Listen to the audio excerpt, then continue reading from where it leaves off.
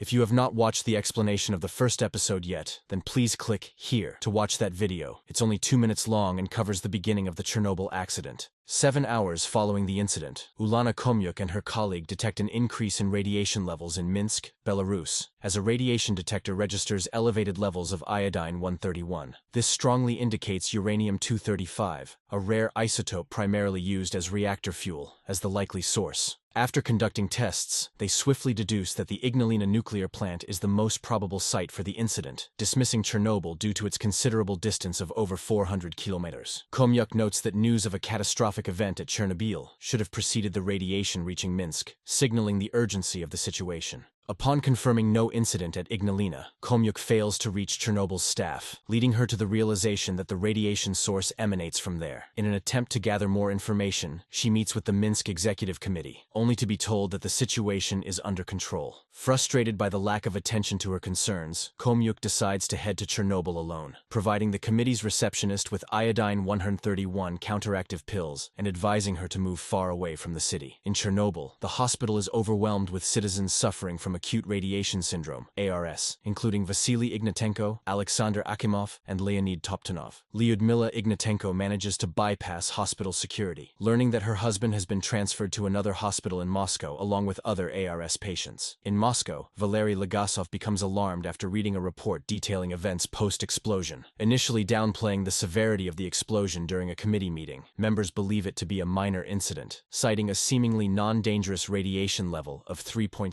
Röntgen. Legasov, however, points out flaws in the report, suggesting higher radiation levels if the core is exposed. Convinced of Legasov's expertise, Mikhail Gorbachev sends him, along with skeptical Boris Sherbina, to investigate Chernobyl. During their helicopter journey, Legasov realizes the core is exposed, convincing Sherbina of the danger. Confronting plant officials Bryukhanov and Fomin, Legasov's claims are met with accusations of misinformation. General Vladimir Pikolov measures the radiation, revealing it to be 15,000 Roentgens, leading to the arrest of Bryukhanov and Fomin. Legasov proposes extinguishing the fire with sand and boron, and a helicopter mission is launched, but one crashes, forcing an abort. Concerned about the lack of evacuation, Legasov informs Sherbina that they are still absorbing radiation, predicting their death within 5 years. After radiation is detected in Sweden, Pripyat is finally evacuated. Komyuk arrives at Chernobyl, informing Legasov and Sherbina of the risk of a steam explosion. Legasov proposes a plan to drain the water from the basement, but it requires sending workers into the highly contaminated area. Gorbachev grants permission, and Legasov, Sherbina, and Komyuk return to Chernobyl, where 3 workers volunteer for the perilous task in the basement. You can continue watching Chernobyl explanation from the playlist on my channel.